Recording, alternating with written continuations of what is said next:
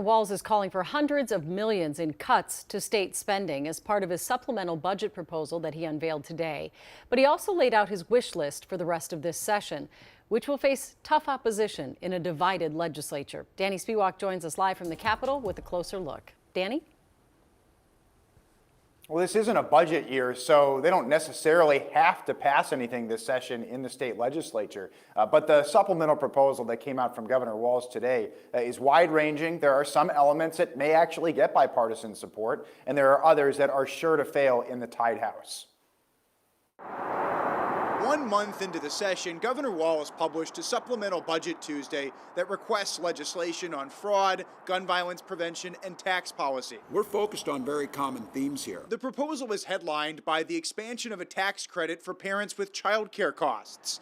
Under the Walz administration plan, parents with 2 or more kids younger than 5 could receive a maximum of $6,000 depending on income level, almost triple the current amount. If this was enacted, would be the largest by far child-dependent care credit in the nation. The path for that specific proposal is unclear in the divided legislature.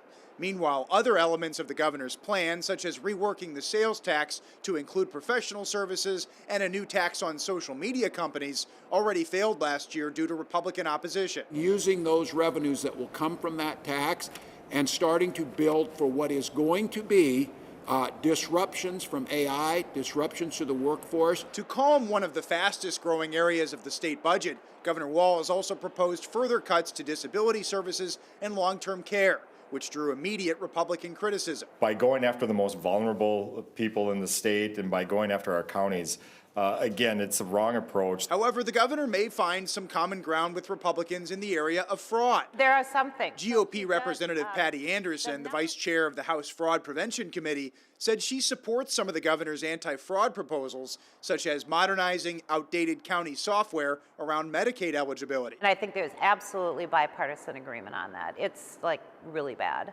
I think there'll be complete agreement on that. How it's done, leave that for the techies. Also, Representative Anderson and the Senate GOP Minority Leader Mark Johnson both indicated a willingness to discuss that child care tax credit. So that is something that isn't necessarily dead in the legislature once the lawmakers look at it. But the biggest thing that especially House Republicans are against are any of the new tax increases, including the social media tax. Back to you. All right. Thank you, Danny.